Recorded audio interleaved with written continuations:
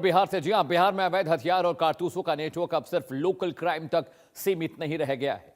केंद्रीय जांच agency NIA की चार्जशीट ने एक ऐसे इंटरस्टेट सिंडिकेट का खुलासा किया जो बिहार से लेकर यूपी और हरियाणा तक फैला हुआ है।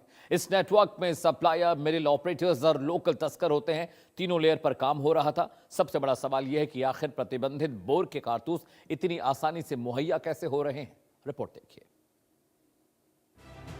सबसे पहले समझते हैं कि प्रतिबंधित बोर कारतूस क्या है। जांच एजेंसी के मुताबिक तस्करी में इस्तेमाल हो रहे कई कारतूस प्रतिबंधित बोर श्रेणी के थे, यानी ऐसे कारतूस जो आम नागरिकों के लिए वैध नहीं माने जाते और इनका इस्तेमाल अक्सर सुरक्षा एजेंसियों या विशेष अनुमति वाले हथियारों में होता है। केंद्रीय जांच एजेंसी यानी एनआईए ने अंतर्राज्यीय अवैध कारतूस तस्करी मामले में कुख्यात तस्कर परवेज आलम के खिलाफ पटना की स्पेशल एनआईए कोर्ट में चार्जशीट दाखिल की है। एनआईए ने परवेज आलम को इस केस का नवा आरोपी बनाया। उस पर भारतीय न्याय संहिता यानी बीएनएस और आर्म्स एक्ट की विभिन्न धाराओं के तहत मामला दर्ज किया गया है। जांच एजेंसी के मुताबिक ये नेटवर्क बिहार, उत्तर प्रदेश और हरियाणा तक फैला हुआ था।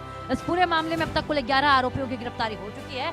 इनमें से 8 आरोपियों के खिलाफ फरवरी 2026 में ही चार्जशीट दाखिल की जा चुकी थी और फिलहाल उन पर मुकदमा चल रहा है। एनआईए के सूत्रों के मुताबिक परवेज आलम के खिलाफ साल 2013 से हथियारों से जुड़े कई मामले दर्ज हैं। उससे प्रोडक्शन वारंट पर लेकर पूछताछ की गई, जिसके बाद इस पूरे नेटवर्क की कई अहम कड़ियां सामने आई हैं। एनआईए इस जांच में कैसे शामिल हुई?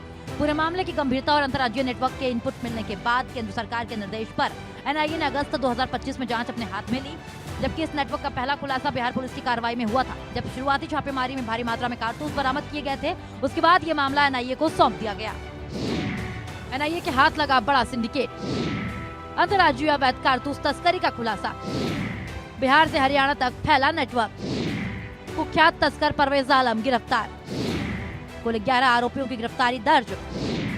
परवेज आलम ने खोली पूरे नेटवर्क की कड़ियां, बिहार पुलिस ने किया खुलासा, केंद्र सरकार ने एनआईए को सौंपा मामला।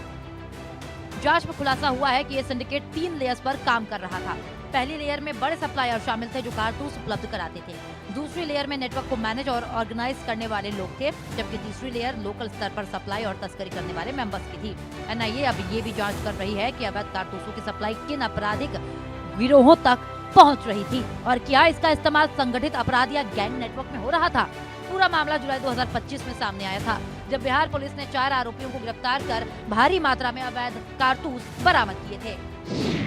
पहली लेयर में बड़े सप्लायर शामिल थे, दूसरी लेयर करता था नेटवर्क को मैनेज, तीसरी लेयर लोकल स्तर पर सप्लाई और तस्करी करने वालों का था।